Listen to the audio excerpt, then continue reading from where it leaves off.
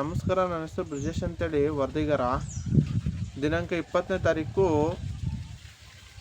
ಸಂಜೆ ಸುಮಾರು 7:30 ಮೂರು ಜನ ಯುವಕರು ತೀರೋಗಿದ್ದಾರೆ ಅಂತೇಳಿ ನನಗೆ ಮಾಹಿತಿ ಬರುತ್ತೆ.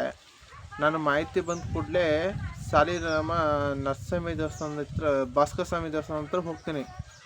ಅಲ್ಲಿ ಹೋದಂಥ ಸಂದರ್ಭದಲ್ಲಿ ಮಾಹಿತಿ ತೊಗೋಬೇಕಾದ್ರೆ ಉದ್ದೇಶಪೂರ್ವಕವಾಗಿ ಒಂದು ಗ್ಯಾಂಗ್, ಮುಸ್ಲಿಮ್ಸ್ ಯುವಕರ ಗ್ಯಾಂಗ್ ಕಿಡಿಗೇಡಿಗಳು ಉದ್ದೇಶಪೂರ್ವಕವಾಗಿ ನನಗೆ ಮಾರಣಾಂತಿಕ ಹಲ್ಲೆ ಮಾಡ್ತಾರೆ.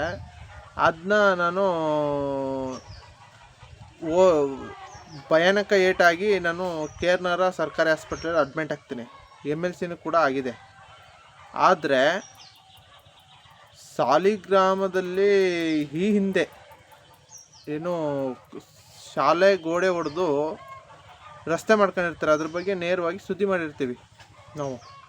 ಅದನ್ನು ಉದ್ದೇಶ ಇಟ್ಕೊಂಡು ನನ್ನ ಮೇಲೆ ಮಾನಸಿಕ ಹಲ್ಲೆ ಮಾಡಿರ್ತಾರೆ. ಅದಕ್ಕೆ ನಾನು ಸಾಲಿಗ್ರಾಮ ಪೊಲೀಸ್ ಠಾಣೆಗೆ ಹೋಗಿ ದೂರು ಕೊಟ್ಟಿದ್ದೀನಿ. ದೂರಿಗೆ ಯಾವುದೇ ತರಹ ಸ್ಪಂದನೆ ಇಲ್ಲ ಇದುವರೆಗೂ. ನನಗೇನೆ ಅವರೇ ಹೇಳ್ಕೊಡ್ತಾರೆ, ಏನಂತ, ನೀವು ಈ ಥರ ಕೇಸ್ ಮಾಡಿದ್ರೆ ಇದಾಗುತ್ತೆ ಅಂತೇಳಿ. ನಂದು 25 ಗ್ರಾಮ್ ಚೈನು ಮತ್ತು 25,000 ಕ್ಯಾಶ್ ಹೋಗಿರ್ತದೆ. ಅದು ಕೂಡ ಇವರು ಪೊಲೀಸರು ಮೀನಮೇಷ ಎಣಿಸ್ತವ್ರೆ. ಈ ಕೂಡಲೇ ನನಗೆ ನ್ಯಾಯ ಒದಗಿಸ್ಕೊಡಿ ಅಂತ ಈ ಮೂಲಕ ಮನವಿ ಮಾಡ್ತೀನಿ.